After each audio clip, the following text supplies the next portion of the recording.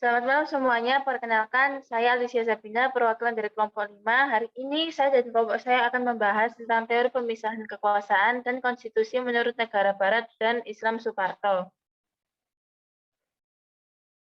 Next.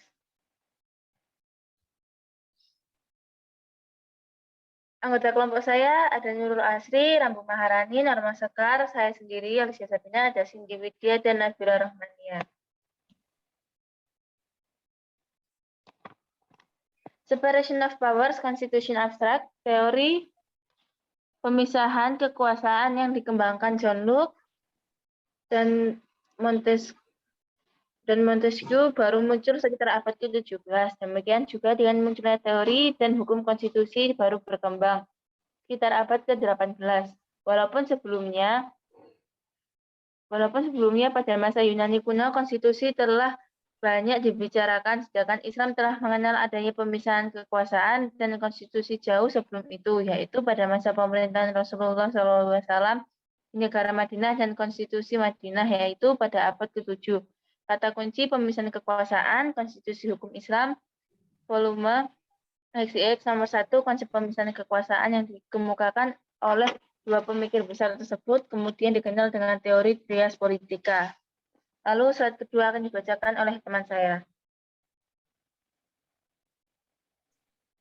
Menurut John Locke, kekuasaan itu dibagi dalam 3 kekuasaan, yaitu kekuasaan legislatif, bertugas untuk membuat peraturan dan undang-undang. B. Kekuasaan eksekutif, bertugas untuk melaksanakan undang-undang yang ada di dalam, termasuk kekuasaan yang mengadili. C. Kekuasaan federatif, tugasnya meliputi segala tindakan untuk menjaga keamanan negara dalam hubungan dengan negara lain seperti membuat aliansi dan sebagainya. Dewasa ini disebut hubungan luar negeri. Sementara itu, Montesquieu dalam masalah pemisahan kekuasaan membedakannya dalam 3 bagian pula meskipun ada perbedaan dengan konsep yang disampaikan John Locke, yaitu kekuasaan legislatif bertugas untuk membuat undang-undang, kekuasaan eksekutif bertugas untuk menyelenggarakan undang-undang, tetapi oleh Montesquieu diutamakan tindakan di bidang politik luar negeri. Kekuasaan yudikatif bertugas untuk mengadili atas pelanggaran undang-undang. Dari dua pendapat ini ada perbedaan pemikiran antara John Locke dengan Montesquieu.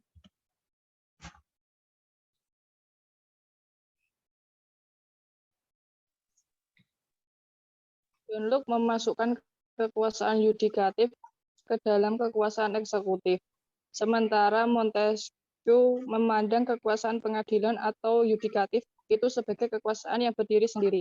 Menurut Montesquieu, dalam setiap pemerintahan 3 jenis kekuasaan itu mesti terpisah satu sama lain, baik mengenai tugas maupun mengenai alat perlengkapan. Yang satu, Meriam Budiarjo 2002, Dasar-dasar ilmu politik. Menurut ajaran ini tidak dibenarkan adanya campur tangan atau pengaruh mempengaruhi antara yang satu dengan yang lainnya. Oleh karena itu, ajaran Montesquieu disebut pemisahan kekuasaan, artinya ketiga kekuasaan itu masing-masing harus terpisah baik lembaganya maupun orang yang menanganinya.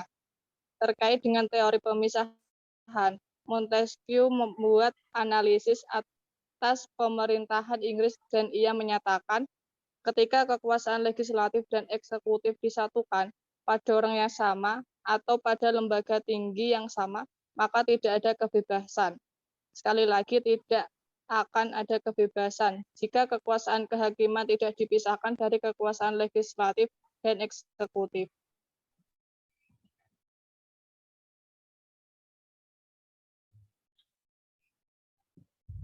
Dan pada akhirnya akan menjadi hal-hal yang sangat menyedihkan bila orang-orang yang sama atau lembaga yang sama menjalankan ketiga kekuasaan itu, yaitu menetapkan hukum, menjalankan keputusan-keputusan publik, dan mengadili kejahatan atau perselisihan para individu.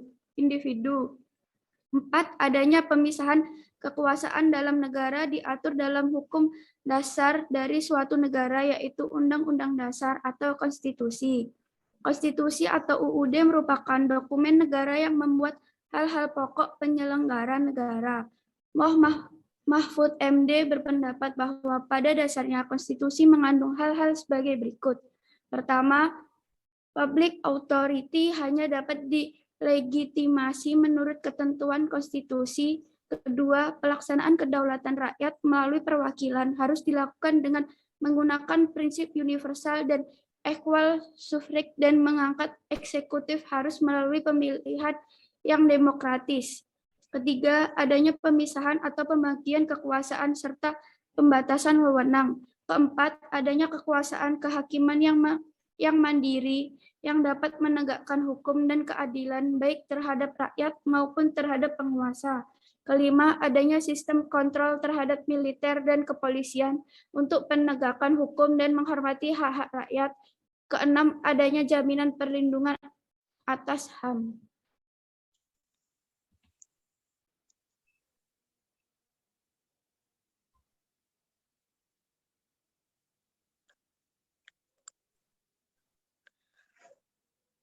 Kusnardi dan Harmali Ibrahim, 1983, pengantar hukum tata negara Indonesia, Jakarta, Pusat Studi Hukum Tata Negara, Fakultas Hukum UI. Demikian juga dengan konstitusi atau undang-undang dasar. Pada masa negara Madinah sudah mempunyai konstitusi, yaitu Konstitusi Madinah. Dalam tulisan ini penulis akan mengulang tentang perbandingan teori pemisahan kekuasaan dan konstitusi menurut negara Barat dan Islam.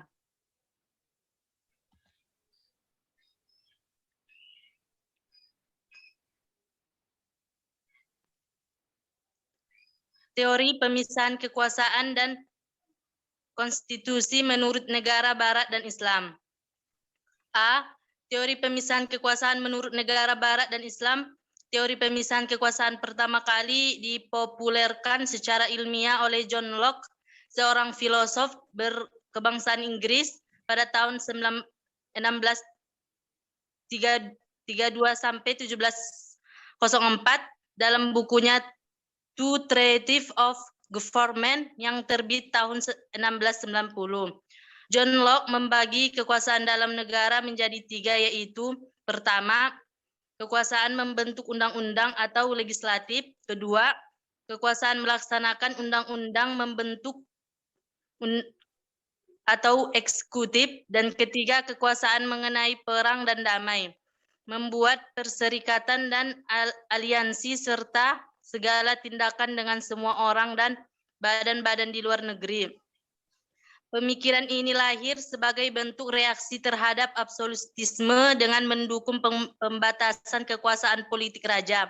Milik inilah yang memberikan kepada manusia status politik. Keempat, fungsi negara tersebut adalah pembentukan undang-undang, membuat keputusan, menggunakan kekuatan secara internal dalam melaksanakan undang-undang, dan menggunakan kekuatan-kekuatan tersebut di luar negeri dalam membela masyarakat.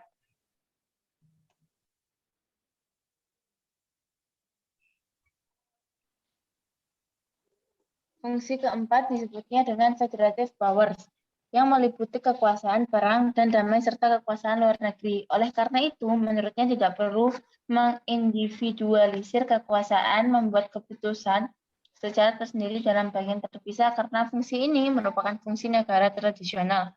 Lebih lanjut, John Locke beranggapan bahwa bila kekuasaan diletakkan pada tangan yang berbeda, dapat dicapai suatu keseimbangan.